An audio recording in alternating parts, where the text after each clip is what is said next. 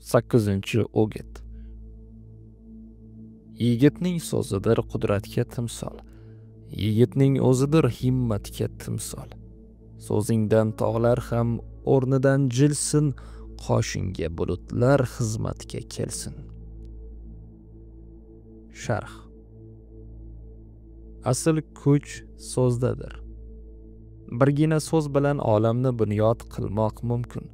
Birgina so'z bilan jahonni barbod qilmoq mumkin. Yigitning so'zida zalvor va qudrat bo'lishi shart.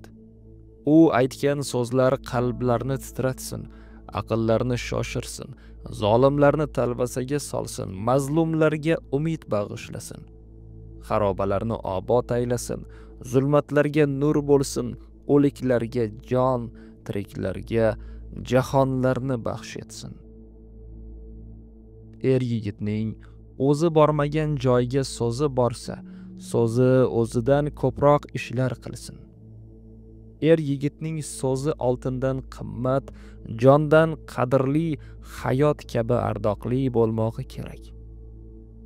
Yigitning so'zi uning ruhi, aqli va qalbining qiyofasidir.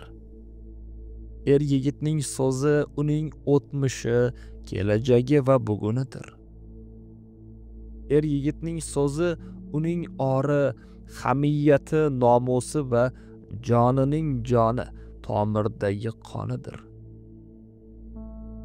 O'tmishda ulug'larning so'zlari qilichday keskir, o'q kabi uchqur edi. Shu bois bugun ham ularning dediklari qalblarning shifosi, xastalarning davosidir. So'z bu qadar osmoniy, bu qadar yuksak bo'lmog'i uchun na qilmoq kerak? Do'stim, eng avval so'zingni teja. Bo'lar bo'lmas so'zlarni aytma. Tilingdan ortiqcha so'z, lablaringdan behuda harf u tovush chiqmasin.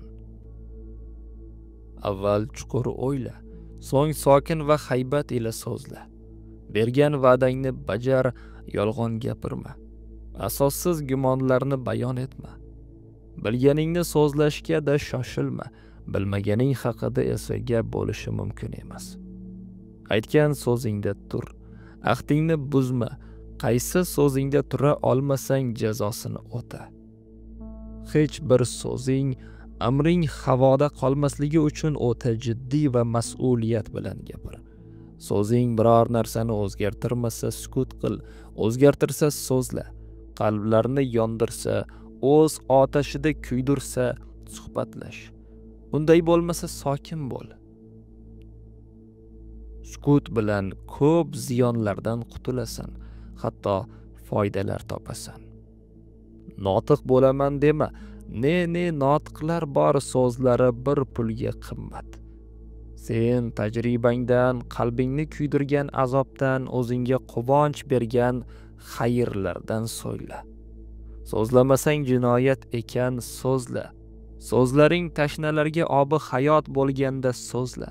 Keraksiz so'zlar ila qarsak va olqishlar olishdan or qil. So'zni pullab, qorin to'ydirishni sharmsorlik deb bil. So'zing moddiyatga aylanib, ezgulik va adolat jangchisiga aylanmoqqiga ko'zing yetsa, so'zla. So'zingda quvvat bo'lsin, o'zingda quvvat bo'lgay. So'zlaring senga najot berishi uchun insonlarga qanot bo'lsin. So'zingga suyanib yiqilganlar o'rnidan tursinlar. G'arq bo'lganlar so'zingdan kema yasab sussinlar. So'zingdan qurol qilib insonlar o'z hayotlarini qutqarsinlar. So'zingni mash'ala etib zulmatdagilar yo'lni topsinlar.